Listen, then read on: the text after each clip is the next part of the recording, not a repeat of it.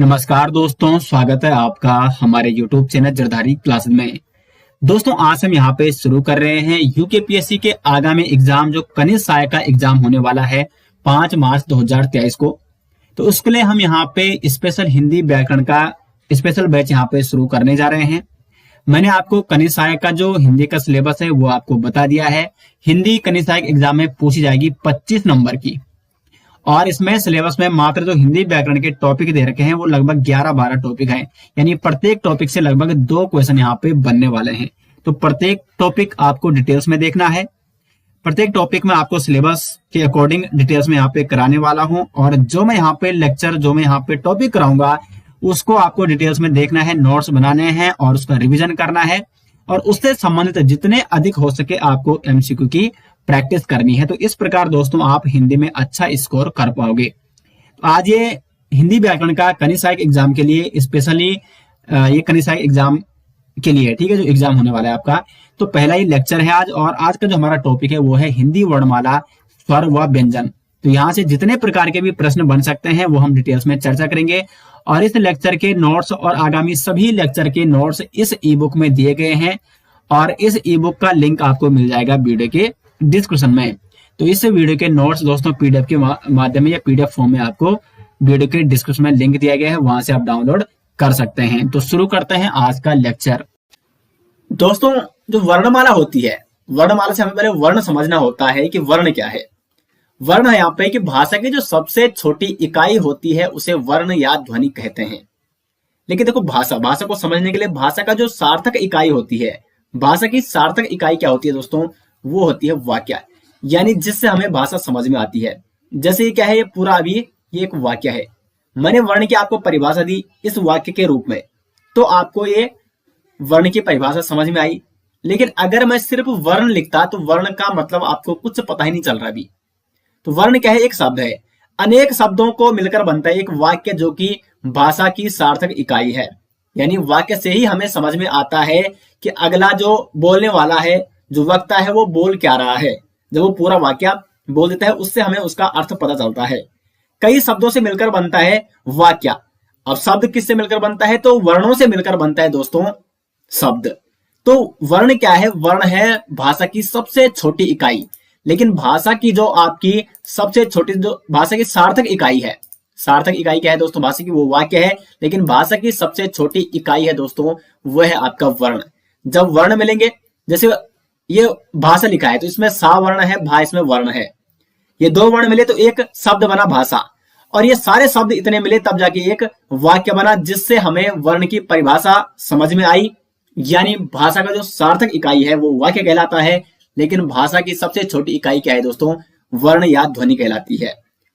अब इन वर्णों के हमें स्टडी करने के लिए, इन वर्णों की स्टडी करने के लिए हमने क्या किया कि इन वर्णों को एक व्यवस्थित समूह में रखा, और वर्णों के इस व्यवस्थित समूह को हमने क्या कहा दोस्तों, वर्णमाला कहा।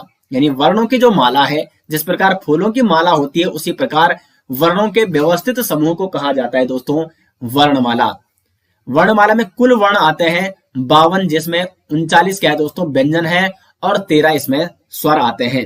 लेकिन अगर हम मूल वर्णों की बात करें, मूल वर्ण आते हैं 44, जिसमें 33 मूल व्यंजन है और 11 मूल स्वर है। अब कई लोग यहाँ पे कई बुक्स में आपको 10 मूल स्वर मिले होंगे। 10 मूल स्वर इसलिए लिखे गए हैं क्योंकि एक्चुअली क्या होता है, अक्सर देखने को मिला है कि जिस स्वर या जिस व्यंजन का या जिस वर्ण का प्रयोग कम देखने को मिलता है तो लोग उसे भूल जाते हैं, उसका प्रयोग कम करने लग जाते हैं, और किताबों में भी उसका प्रयोग कम होने लगता है। तो उसी प्रकार का एक स्वर है यहाँ पे री, ये एक स्वर है, लेकिन अब इसका अक्सर प्रयोग में ये कम आता है। तो अधिकांशतः किताबों में इसका वर्णन अब देखने को नहीं मिलता है, इसलिए इसको कई किताबों में हटाया गया है। इसीलिए जो मूल स्वर बताए गए हैं कई किताबों में वो 10 भी बताए गए हैं। तो आपको देखना है एग्जाम के हिसाब से कि अगर ऑप्शन में 11 आता है तब तो आपको 11 करना है, लेकिन अगर ऑप्शन में 11 की जगह ना आकर वहां पे आ जाता है 10, तब आपको 10 मूल स्वर करने हैं, क्योंकि कई किताबों में री को मूल स्वर नहीं बताया गया है, री को वहां पे बताया ही नहीं गया है कि वो स्वर है। समझ गए आप? तो इसलिए कई बुक्स में यहाँ पे आपको कंफ्यूज नहीं होना है।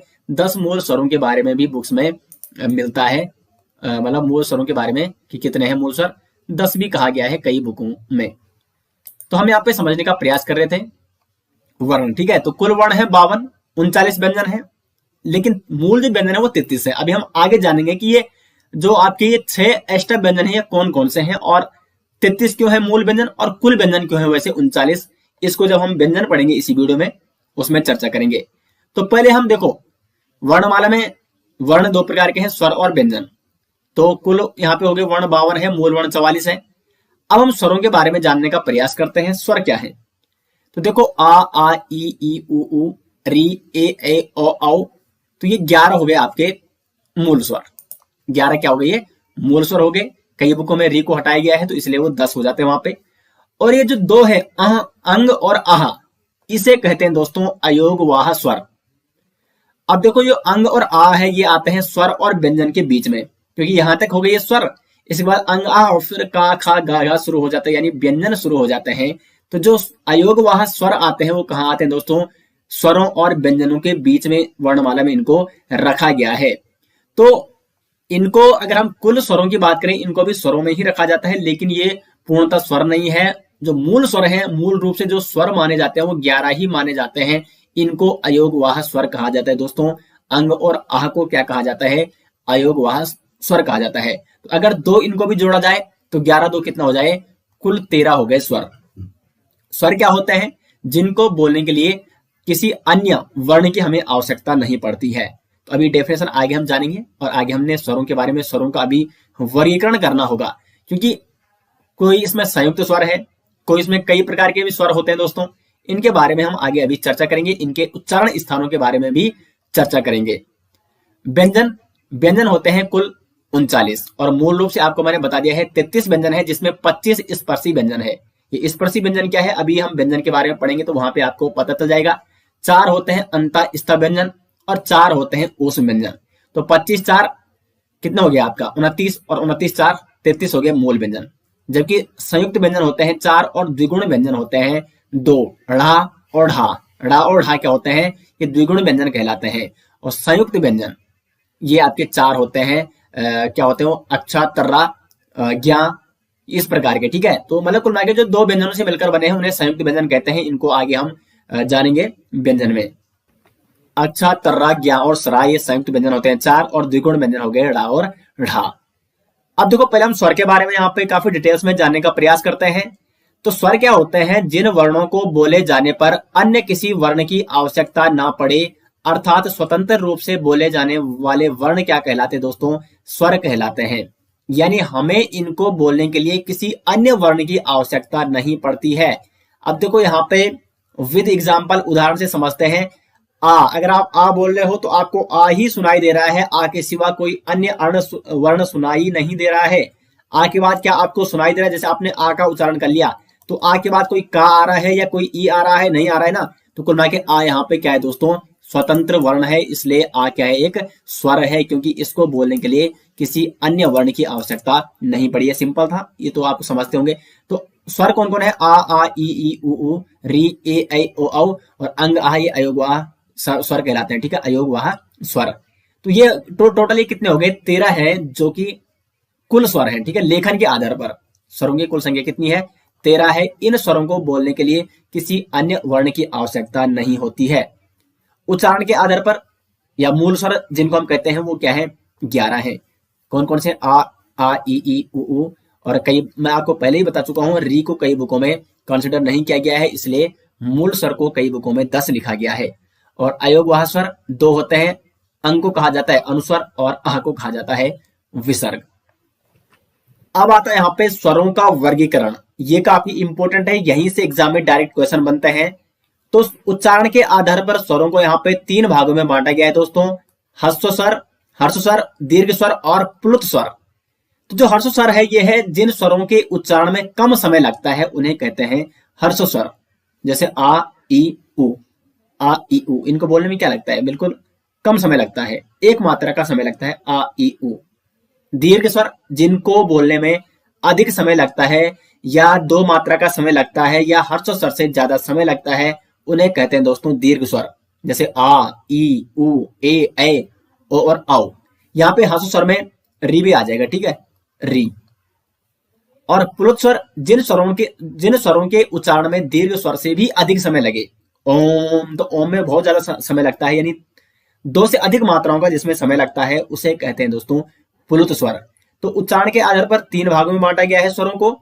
एग्जाम में अब देखो एग्जामिनर क्या करने लग गया है, इस प्रकार से भी क्वेश्चन पूछने लग जाता है कि बताइए स्वरों को उच्चारण के आधार पर कितने भागों में बांटा गया है, 2, 3, 4, 5। तो सिंपल सा है 3 आधार पर। इस प्रकार से भी आपको नोट करना है। तो ह्रस्व स्वर, दीर्घ स्वर और प्लुत स्वर, ये हो गया उच्चारण के आधार पर स्वरों का वर्गीकरण। दूसरा आता है उत्पत्ति के आधार पर, यानी स्वरों की जो उत्पत्ति हुई है वो कैसे हुई है। तो एक तो आता है, ये भी 2 भागों में बांटा गया है, मूल स्वर और संधि स्वर। मूल स्वर, जो मूल स्वर है जिनकी जो उत्पत्ति है वो बिल्कुल मतलब किसी अन्य स्वर के सहयोग से बने नहीं है, ये बिल्कुल मूल रूप है इनका। जैसे आ, ई, उ, री। आ किसी मतलब अगर हम 2 आ को जोड़ें, 2 आ को जोड़ते हैं तो क्या, 2 छोटे आ को जोड़ते हैं तो क्या बनता है, बड़ा आ बनता है। तो ये तो क्या है, ये तो इनके हेल्प से बना है, लेकिन ये क्या है, मूल रूप से ये नहीं है आ। तो इसे हम कहेंगे मूल स्वर। मूल स्वर आ, ई, उ, री। लेकिन संधि स्वर किसे कहा जाता है दोस्तों, जो 2 स्वरों से मिलकर बनते हैं उन्हें क्या कहते हैं, संधि स्वर कहते हैं। जैसे आ, ये मिलकर बना है आ और आ से, छोटे आ से मिलकर बन गया है बड़ा आ। छोटी 2 छोटी ई से मिलकर बन गई है बड़ी ई। 2 छोटे ऊ से मिलकर बन गया है बड़ा ऊ। उसी प्रकार अब देखो ए, ऐ और औ, ये कैसे बने हैं, इनको, इन चारों को संयुक्त स्वर भी कहा जाता है। संधि स्वर में तो आते ही है ये, क्योंकि ये संधि के फलस्वरूप बने हैं। संधि का मतलब किसी स्वर को जोड़ के ये बने हैं। अब जो ए, ऐ, ओ, औ है, इनको संयुक्त स्वर भी कहा जाता है। ये इंपॉर्टेंट है दोस्तों, कई बार एग्जाम में पूछा जाता है। तो संयुक्त स्वर ए, ऐ, ओ, औ, ये 4 संयुक्त स्वर हैं। जैसे अगर हम बात करें ए, तो ये किस किस को मिलकर बनता है, तो आ या ई। ठीक है, आ के साथ यदि हम छोटा ई और बड़ा ई जोड़े, या बड़ा आ के साथ छोटा ई और बड़ा ई जोड़ते हैं तो वो बनता है दोस्तों ए। उसी प्रकार जो ऐ है, यदि हम आ या बड़ा आ के साथ ए को जोड़े, छोटे ए को, ठीक है, तो वो क्या बनता है दोस्तों, आई बनता है।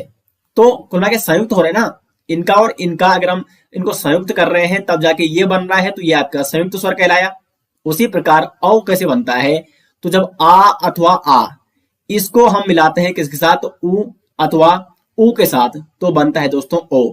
और औ कैसे बनता है, जब आ अथवा आ के साथ ओ को मिलाते हैं तो फिर औ बनता है। तो ये ए, ऐ, ओ, औ, ये 4 क्या है दोस्तों, संयुक्त स्वर है। तो उत्पत्ति के आधार पर 2 प्रकार से बांटा गया है स्वरों को। मूल स्वर कौन कौन से, मूल स्वर भी 4 है, आ, ई, उ, री। और संधि स्वर में आगे आपके 4 ये आगे संयुक्त स्वर और 3 ये अन्य आगे आ, ई, उ। तो 7 संधि स्वर आगे। और संयुक्त स्वर कितने हैं, तो आपके आगे दोस्तों 4 संयुक्त स्वर आगे, ए, ऐ, ओ, औ। तो उत्पत्ति के आधार पर आपको पता चल गया। अब आता है इंपॉर्टेंट उच्चारण स्थान के आधार पर।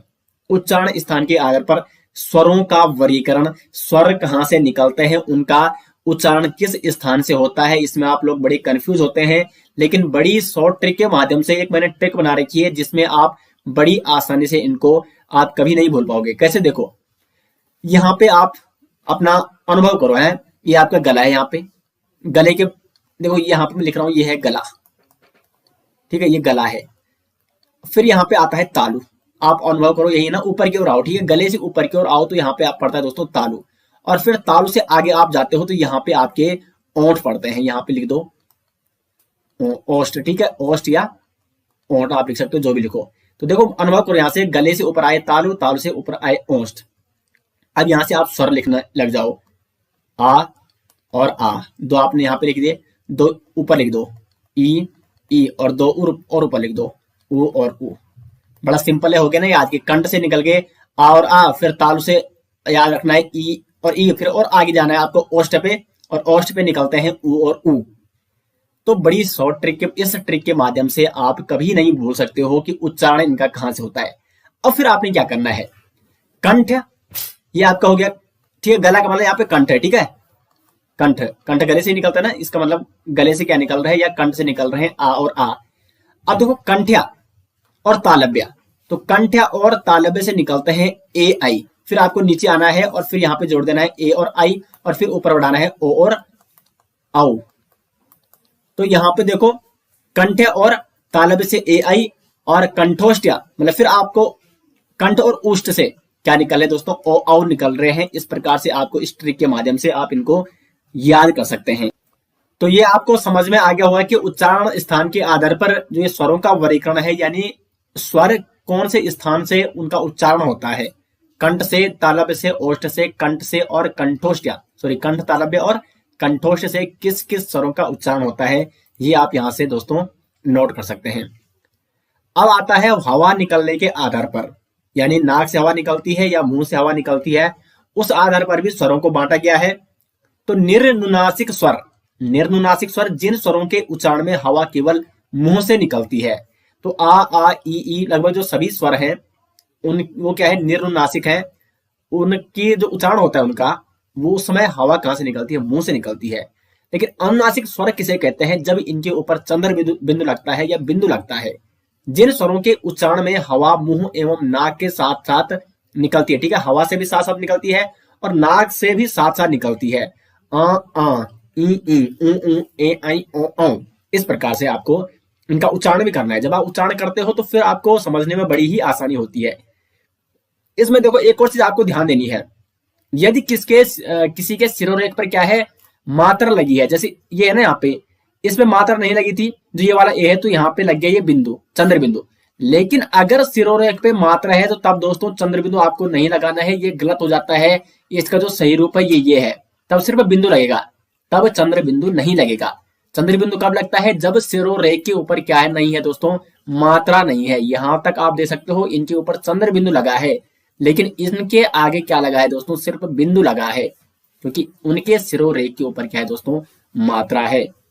यहाँ पे लिखा भी गया है, यहां से आप नोट कर सकते हैं, नोट्स बना सकते हैं। अनुनासिक स्वर में चंद्र बिंदु का प्रयोग होता है, परंतु यदि सिरोरेख के ऊपर कोई मात्रा लगे तो चंद्र बिंदु के स्थान पर केवल बिंदु का प्रयोग होता है दोस्तों, जैसे इन तीनों में हो रखा है। इनको आप अपने हिसाब से यहाँ पे नोट भी कर सकते हैं। अब आगे आता है दोस्तों अयोग वाह स्वर।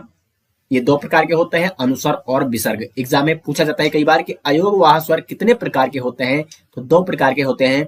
अनुस्वर, इनका उच्चारण केवल नाक से होता है, जैसे अंग, और विसर्ग जिसको अह कहते हैं। तो अनुस्वर और विसर्ग ये दो क्या है दोस्तों, अयोग वाह स्वर है। तो स्वरों के बारे में इतना सारा आपको यहाँ पे नोट करना है, इतनी सारी जानकारी आपके लिए यहाँ पे काफी इंपॉर्टेंट है, और विशेषकर उच्चारण स्थान के आधार पर, क्योंकि ये अक्सर एग्जाम में पूछा जाता है। और बहुत सारे स्टूडेंट इसको पढ़ तो लेते हैं, लेकिन उनको ये याद करना बड़ा ही मुश्किल हो जाता है। तो मैंने इस माध्यम से आपको यहाँ पे याद करना बता दिया है। अब हम बढ़ते हैं व्यंजन की ओर। तो व्यंजन, जैसे आप सभी जानते हैं कि व्यंजन को बोलने के लिए, व्यंजन का उच्चारण करने के लिए स्वरों की आवश्यकता पड़ती है।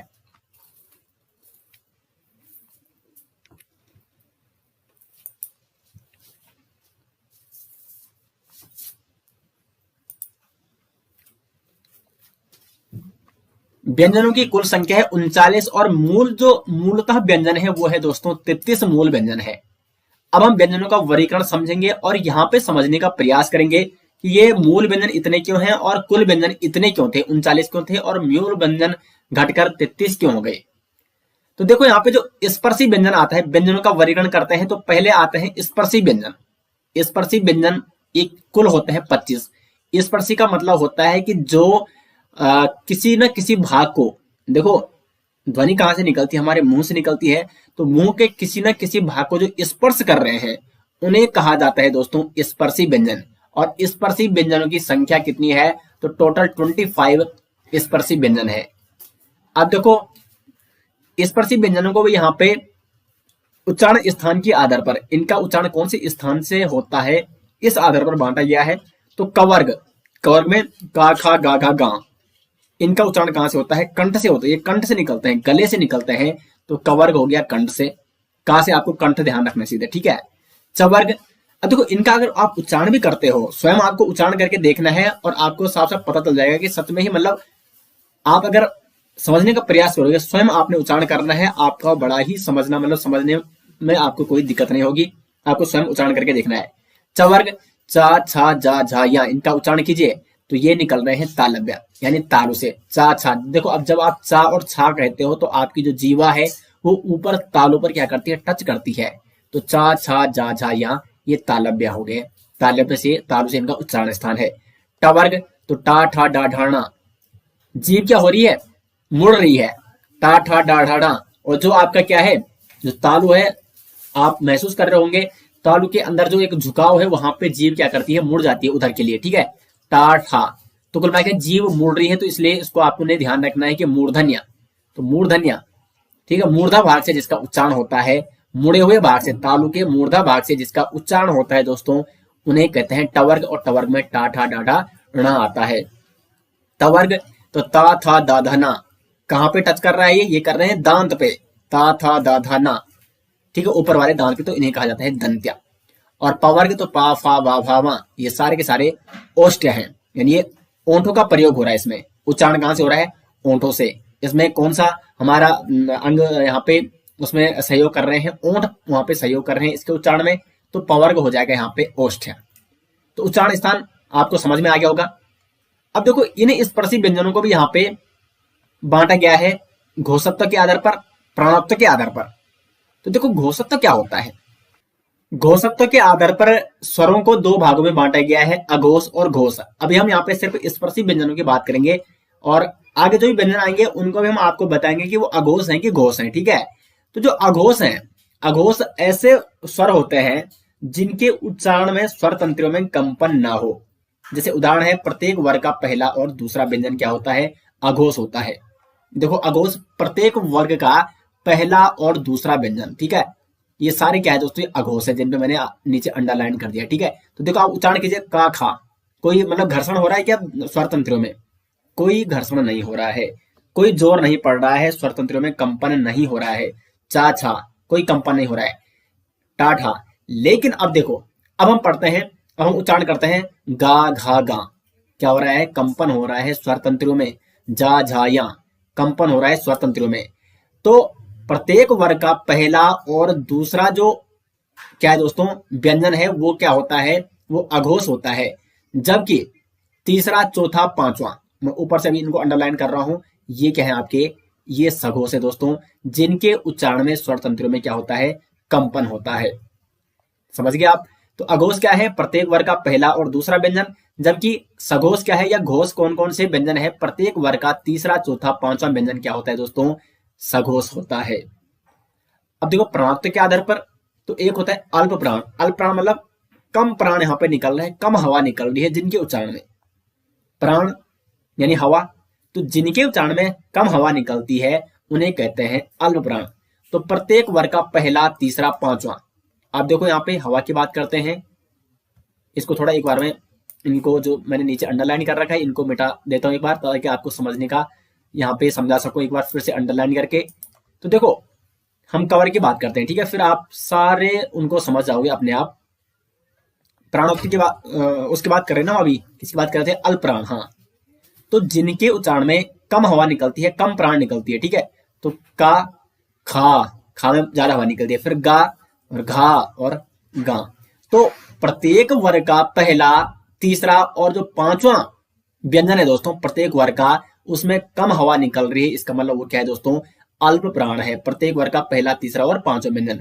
जबकि महाप्राण प्रत्येक वर्ग का दूसरा और चौथा जो अक्षर होता है, जो वर्ण होता है, उसे कहा जाता है महाप्राण। देखो खा घा, उसी प्रकार उच्चारण करके देखो इसमें, ठीक है, च छा ज झा और या, ठीक है, तो छा और झा में ज्यादा यहाँ पे हवा निकली, उसी प्रकार ठा और ढा में ज्यादा हवा निकलती है। तो दूसरा और चौथा क्या होता है, वो महाप्राण कहलाता है, और पहला तीसरा और पंचम व्यंजन अल्प प्राण कहलाता है।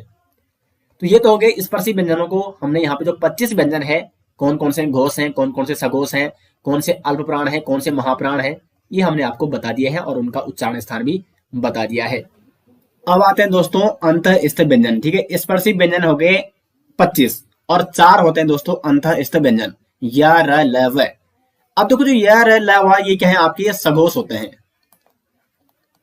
अंतःस्थ व्यंजन जो चारों ये व्यंजन है, अंतःस्थ व्यंजन या र ल व, ये क्या है दोस्तों, सघोष है, और साथ ही साथ ये क्या है, अल्प प्राण है। अब देखो सघोष मैंने आपको पहले ही बता दिया है, यहाँ पे सघोष यानी जिससे क्या हो रहा है, स्वर तंत्रों में कंपन होता है। तो जब आप या और या रा लावा का उच्चारण करते हैं तो आपने देखोगा स्वर तंत्रों में क्या हो रहा है, कंपन हो रहा है, या रा लावा, ठीक है, मतलब काफी जोर से ये निकल रहे हैं। लेकिन हम इनको ऐसे नहीं उच्चारण, ऐसा नहीं करते हम कि या रा लावा, जोर से नहीं करते हम इनका उच्चारण, इनका उच्चारण हम हल्की प्राण से करते हैं, हल्की वायु से करते हैं, तो इसलिए इनको अल्प प्राण कहा गया है। लेकिन इनके जब हम इनका उच्चारण करते हैं या रा ला वा का, तो स्वर तंत्रियों में कंपन होता है, इसलिए इनको सघोष कहा जाता है दोस्तों। तो या रा लावा कैसे हैं, सघोष हैं और साथ ही साथ अल्प प्राण भी है। अब देखो या रा लावा को भी फिर यहाँ पे अलग अलग कैटेगरी में बांटा गया है। अर्ध स्वर किसे कहा जाता है, या वा को कहा जाता है। इंपॉर्टेंट है दोस्तों ये तीनों, मोस्ट इंपॉर्टेंट, आप इनको नोट कीजिए क्योंकि ये अक्सर एग्जाम में पूछे जाते हैं। अर्ध स्वर या और वा को लुंठित। अब देखो रा को लुंठित क्यों कहा जा रहा है, जैसे आप रा का उच्चारण करते हैं रा, तो रा एकदम से जीवा ऊपर जाती है और फिर नीचे लुढ़क जाती है, तो लुढ़क रही है मतलब रा क्या है यहाँ पे लुंठित हो गया। और ला, जब आप ला का उच्चारण करते हैं तो जीवा ऊपर तालु में जाती है और जो हवा होती है वो पार्श्व से निकल जाती है इसके, मतलब इसका ऐसा बन जाता है जीवा उस टाइम ला। आप मतलब स्वयं अनुभव करके देखिए, तो ला इस प्रकार से जीवा ऊपर किसमें तालु पे संपर्क कर रही है और जो वायु है वो यहां से निकल जा रही है ला के पार्श्व से। तो ला आपको इस प्रकार से याद रखना है कि ला को क्या कहते हैं, पार्श्विक व्यंजन कहते हैं। रा को कहते हैं दोस्तों लुंठित व्यंजन। और अर्ध स्वर किसे कहा जाता है, या और वा को कहते हैं अर्ध स्वर। और इन चारों को क्या कहा जाता है, तो अंतःस्थ व्यंजन कहा जाता है इन चारों को। और ये चारों क्या है, सघोष और अल्प प्राण है। तो जिस भी आधार पे एग्जाम में क्वेश्चन बनता है उस हिसाब से आपको वहां पे देखना है। मैं आपको हर चीज यहाँ पे, हर कॉन्सेप्ट आपका क्लियर करना चाहता हूँ और काफी डिटेल्स में आपको यहाँ पे बताने का प्रयास कर रहा हूं। आगे बढ़ते हैं। जो तीसरा यहाँ पे व्यंजन है, तीसरा प्रकार है व्यंजनों का, वो है ऊष्म संघर्षी। देखो 25 4 कितने हो गए, 29 हो गए, ठीक है। और 4 आगे दोस्तों, और यहाँ पे हो जाएंगे 33, और यहीं तक है ये मूल व्यंजन। बाकी जो फिर 4 आएंगे और जो भी अन्य आएंगे वो क्या होंगे, फिर वो अन्य होंगे। टोटल फिर 39 हो जाएंगे। तो ऊष्म या संघर्षी व्यंजन हम इनको कहते हैं। ये भी 4 है, सा और हा। अभी ऊष्म और संघर्षी व्यंजन क्या है, तो जिन व्यंजनों के उच्चारण में मुख में घर्षण या आप रगड़ कह सकते हैं या ऊष्मा या गर्मी पैदा होती है, ऊष्म व्यंजन इनको इसीलिए कहा जाता है क्योंकि जब आप इनका उच्चारण करते हैं तो ऊष्मा उत्पन्न होती है। और ऊष्मा का मतलब गर्मी। और ऊष्मा कब उत्पन्न होती है, जब संघर्ष होता है। तो यानी इन्हें हम संघर्षी या ऊष्म व्यंजन इसीलिए कहते हैं दोस्तों। सा, देखो आप उच्चारण कीजिए सा, ठीक है। तो मतलब काफी तेजी से निकल रहा है और एक ऊष्मा उत्पन्न हो रही है, एक घर्षण टाइप का हो रहा है। उसी प्रकार सा और हा। लेकिन देखो ये सा भी, ये तालव्य सा है, ये आपका हो जाएगा मूर्धन्य सा और ये आपका हो जाएगा दंत्य सा, ठीक है। ये सा भी 3 अलग अलग टाइप के हैं। उच्चारण के दृष्टि से कहां से इनका उच्चारण होता है, तो ये इसका तालु से होता है। ये आपका क्या हो गया, मूर्धन्य, और यह आपका हो गया दंत सा, और एक हो गया हा। तो ये हा, ये चारों क्या कहलाते हैं दोस्तों, ऊष्म व्यंजन या संघर्षी व्यंजन इनको कहा जाता है, जिनके उच्चारण में मुख में घर्षण, ऊष्मा या गर्मी पैदा होती है। कुल ये 4 होते हैं। कितने हैं, 4। अब देखो यहाँ पे जो ये 3 है, सा, ये तीनों क्या है दोस्तों, ये तीनों है अघोष। अघोष है, साथ ही साथ क्या है, महाप्राण है। महाप्राण सा। लेकिन हम हा का उच्चारण हम हल्के से करते हैं हा, तो हा क्या है आपका अल्प प्राण हो जाएगा। और साथ ही साथ हा क्या हो जाएगा दोस्तों आपका, ये सघोष भी है। समझ गए। तो ये 3 अघोष हैं। घोषत्व के आधार पर ये 3 अघोष हैं और हा हो गया सघोष। और प्राणत्व के आधार पर हा हो गया आपका अल्प प्राण और ये 3 हो गए दोस्तों महाप्राण। इनको आप नोट भी कर सकते हैं, जो आपको जिस प्रकार से मतलब जो आप लिख सकते हैं उसको लिखिए, नोट कीजिए और फिर आप स्वयं उसको अपने नोट्स में वहां पे बना सकते हैं अपने हिसाब से, ठीक है। तो यहां तक अब देखो 25 4 29 और 4 हो गए 33, ये हो गए मूल व्यंजन। अब आते हैं संयुक्त व्यंजन। तो व्यंजन जो मूल व्यंजन, ये संयुक्त व्यंजन यानी 2 व्यंजनों से मिलाकर ही बने हैं, तो इसलिए इनको ये मूल व्यंजन में इसीलिए नहीं आते हैं ये संयुक्त व्यंजन। संयुक्त व्यंजन होते हैं दोस्तों टोटल 4। कितने हैं संयुक्त व्यंजन, टोटल 4 हैं। कौन कौन से हैं, अच्छा, तर्रा, ज्ञा और सरा। तो जो अच्छा बना है ये का और सा से मिलकर बना है। अब देखो कई बार सीधे एग्जाम में पता है क्या पूछता है, का और सा, और एक ऑप्शन आता है का और सा। तो इसमें सही कौन है, कई लोग इसको सही कर देते हैं, लेकिन ये गलत है दोस्तों, क्योंकि ये जो का है ये आपका व्यंजन नहीं है। इसके पीछे क्या है, आ का उच्चारण हो रखा है, लेकिन जो ये का है ये बिल्कुल पूर्ण रूप से क्या है आपका व्यंजन है। क्योंकि व्यंजन को जब भी हम लिखते हैं, अगर सिंगल में लिखना है तो उसको इस प्रकार से लिखते हैं, इसके नीचे ये लगता है, ये हलंत लगता है, ठीक है। तो ये आपको बिल्कुल नोट करना है। कई बार एग्जाम में वो का प्लस सा दे देते हैं और आप इसको कर देते हैं सही, ये बिल्कुल गलत आपका हो जाएगा दोस्तों। आपको ये हलंत होना चाहिए नीचे, त्रा, ता और रा। और जो ज्ञा होता है वो जा और या को मिलकर बनता है, और जो सरा होता है वो सा और रा को मिलकर दोस्तों बनता है। तो संयुक्त व्यंजन मतलब जो व्यंजन दो या दो से अधिक व्यंजनों के मिलने से बनते हैं, उन्हें क्या कहते हैं? संयुक्त व्यंजन कहते हैं दोस्तों। आप डेफिनेशन भी, परिभाषा भी आप नोट कर सकते हैं। और ये संयुक्त व्यंजन होते हैं दोस्तों 4, और ये एग्जाम में पूछे जाते हैं कि ये किस किस से बना है। जैसे अच्छा किससे बना है, तर्रा किससे बना है मिलकर, ज्ञा किससे मिलकर बना है, जा और यहाँ से, और सरा किससे मिलकर बना है, सा और रा से। कौन से सा से? तालव्य सा से, ठीक है। कहीं आप वहां पे ये सा लगा रहे हो या ये वाला सा लगा रहे हो, सरा ये तालव्य सा वाला, ये वाला सा, ठीक है। इस प्रकार से आप नोट कर सकते हैं। उसके बाद 5वां है उच्छिप्त व्यंजन, या इनको द्विगुण व्यंजन भी कहते हैं। और ये कुल 2 होते हैं दोस्तों। कौन कौन से हैं? ड़ा और ढ़ा। अब जो आपका ड़ा है ये सघोष है और अल्प प्राण है, जबकि जो ढा है ये भी सघोष है, लेकिन ये कैसा है? महाप्राण है। तो मैंने उच्चारण कैसे करते हैं? ड़ा और ढा, ठीक है। ड़ा आप उच्चारण करके देखिए, ड़ा कम प्राण निकल रहा है, कम वायु निकल रही है, ढा ज्यादा वायु निकल रही है, तो ये हो गया आपका महाप्राण। तो यहां तक आपको दोस्तों समझ में आ गया, क्योंकि यही इंपॉर्टेंट था। अब आगे हम बात करेंगे उच्चारण स्थान, ठीक है। वर्णों का जो उच्चारण स्थान है, ये हमने वैसे ऊपर आपको बता दिया है, लेकिन एक ही साथ हम इसको संकलित कर रहे हैं यहाँ पे, और इसका आप स्क्रीनशॉट लेके नोट कर सकते हैं। वैसे इसके नोट्स आपको हमारी एप्लीकेशन में भी मिल जाएंगे। ऐसे ग्रुप का एप्लीकेशन है, प्ले स्टोर में आप सर्च कर सकते हो, ठीक है। अब देखो यहाँ पे वर्णों के उच्चारण स्थान, कंठ्या ये गले से निकलते हैं, जो भी आ मैंने आपको स्वर में बता दिया, ठीक है। ये पहले बता दिया मैंने। अह भी क्या है? इसका उच्चारण भी कंठ से होता है, और क वर्ग सारा कंठ से निकलता है। और हा का उच्चारण भी कहां से होता है दोस्तों? कंठ या गले से होता है। तालव्य में कौन आते हैं? ई। और च वर्ग कंप्लीट ये आपका तालु से निकलते हैं, तालव्य से इसका उच्चारण होता है। और या और सा इसका उच्चारण भी तालु से होता है। मूर्धा भाग से या तालु के मूर्धा भाग से, यानी मुड़े हुए भाग से आप कह सकते हैं। री का उच्चारण होता है, टवर्ग हो गया आपका, और सा, इनका उच्चारण क्या होता है? मूर्धा भाग से होता है। दंत से होता है तवर्ग का और सा का उच्चारण। देखो ये दंत सा है, ठीक है। सा का उच्चारण 3 प्रकार से होता है। ये वाला जो सा है इसका उच्चारण तालु से होता है, मैंने लिखा है ऊपर।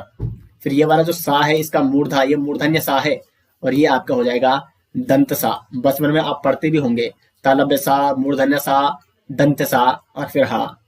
इस हिसाब से जिसने बचपन में पढ़ा होगा उसको अभी भी ये याद होंगे। उसके बाद ओष्ठ, यानी ओठों से जिनका उच्चारण होता है, उ और उ। और व्यंजन में पवर्ग, ये कंप्लीट ओठों से इसका उच्चारण होता है। दंतमूल, रा और ला, इनका उच्चारण दंत के मूल से होता है, मूल भाग से। रा और ला, आपने देखा होगा जीवा कहां पे स्पर्श कर रही है? दंत के मूल भाग से, ऊपरी दंत के मूल भाग से। दंतोष्ठ, जिसके बोलने में दंत और ओंठों का दोनों का प्रयोग हो रहा है, निचले होंठ और ऊपर के दांतों से ये इनका उच्चारण होता है। तो ये होते हैं वा और फा, ठीक है। ये फा नहीं है, ये फा नहीं है, ये है फा, इसको हम उच्चारण करते हैं फा, ठीक है। तो निचले ओंठों और ऊपर के दांतों को आप मिला के आपने फा का उच्चारण करना है, तो फिर इसका उच्चारण होगा फा, ठीक है। एक होता है फा और एक होता है फा, ठीक है। कंठ तालव्य, जो कंठ और तालु के सहयोग से जिनका उच्चारण होता है, ए और ऐ, आपको पहले ही मैंने बता दिया है किस प्रकार से आपको स्वरों का उच्चारण स्थान नोट करना है। फिर कंठ ओष्ठ से और औ का, और नासिक क्या, हाँ, जो जितने भी देखो प्रत्येक आपका जो वर्ग है ना, व्यंजनों का वर्ग, उसका जो पंचमा अक्षर होता है, पंचम अक्षर यानी 5वां अक्षर, वो नासिक होता है। या नासिक क्या होता है? वो नाक से हवा निकलती है, अंग, ये तो खैर वो है, ठीक है। ये अंग स्वर है, इसको अलग रखो। गा ये कवर का है, या चवर का है, ड़ा है आपका टवर का, ना है आपका तवर का, और मा है आपका पवर का। तो गा, या, णा, नामा, ये 5 अक्षर हैं, इनको पंचम अक्षर भी कहते हैं, और ये नासिक या नासिक व्यंजन भी इनको कहते हैं। पंचम वर्ण देखो, ठीक है, 5 वर्णों के अंतिम वर्ण को पंचम वर्ण कहा जाता है। गा, या, णा, नामा। और यहां से आप इसको स्क्रीनशॉट ले सकते हैं, इसको भी यहाँ पे बताया गया है। देखो ये मूर्धा भाग से, ठीक है, ये है मूर्धा भाग। तालु का जो गहरा भाग होता है, मुड़ावा भाग, ये आपका तालु हो गया, ठीक है। और उसके बाद ये आपका कंठ हो गया, कंठ गला ना, ये कंठ तालु, ये है कंठ, ठीक है, कंठ ही हो गया गला, हाँ, ठीक है। तो इस हिसाब से ओष्ठ देखो यहाँ पे, ओष्ठ प्लस कंठ, कंठ से भी निकल रहा है, ओष्ठ से भी निकल रहा है। तो इस प्रकार से आप इसका स्क्रीनशॉट लेके दोस्तों इसको नोट कर सकते हैं, या ये आपको बुक्स में भी मिल जाएगा। तो ये दोस्तों हो गए यहाँ पे जो वर्णमाला संबंधी टॉपिक था, स्वर और व्यंजन दोनों हमने आज कंप्लीट कराए, स्वर भी कंप्लीट कराए इसी में और व्यंजन भी इसी में कवर करा दिया है। और इससे जितने भी एग्जाम में क्वेश्चन बन सकते हैं वो सारे, यहाँ से आपका एक भी प्रश्न नहीं छूट सकता है दोस्तों। अगर आप जितना मैंने आपको ये बता रखा है ये सारा आपने नोट्स कर लिया है, नोट्स बना लिया और अच्छे से रिविजन कर लिया है, और इसके एमसीक्यू भी आपको मिल जाएंगे कुछ दिनों में। उम्मीद करते हैं दोस्तों आपको वीडियो अच्छी लगी, और वीडियो अच्छी लगी तो वीडियो को लाइक और शेयर जरूर करें, और अगर वीडियो पसंद आ रही है तो कमेंट बॉक्स में राय जरूर दें। मिलते हैं दोस्तों नेक्स्ट के साथ, तब तक के लिए धन्यवाद।